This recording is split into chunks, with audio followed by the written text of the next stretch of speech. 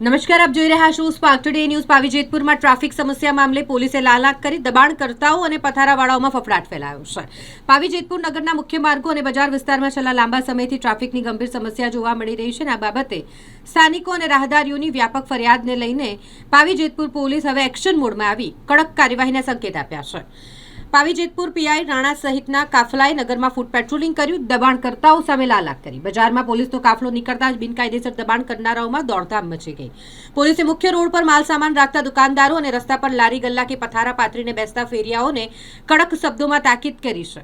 સ્પષ્ટ જણાવી દેવામાં આવ્યું છે કે જો નિર્ધારિત મર્યાદા બહાર દબાણ કરવામાં આવશે અથવા ટ્રાફિકમાં અવરોધ ઊભો થશે તો સામાન જપ્ત કરી કાયદેસરની કાર્યવાહી કરવામાં આવશે। આમ પાવી જેતપુરમાં વારંવાર સર્જાતી ટ્રાફિક સમસ્યા મામલે પોલીસે લાલાક કરતા દબાણકર્તાઓમાં ફફડાટ વ્યાપ્યો છે।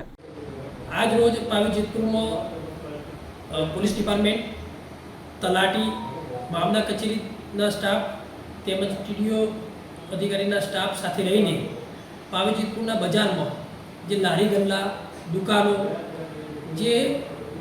લારી ગલ્લા માલિકો દ્વારા જે દુકાન છે એની શેડ નિયમ અનુસાર કરતાં વધુ બહાર હોય તેમજ માલ સામાન પણ બહાર મૂકતા હોય તેમજ લોકો આડેધડ પાર્કિંગ કરતા હોય જે લગત એક ટ્રાફિક ઝુંબેશ રાખવામાં આવી હતી।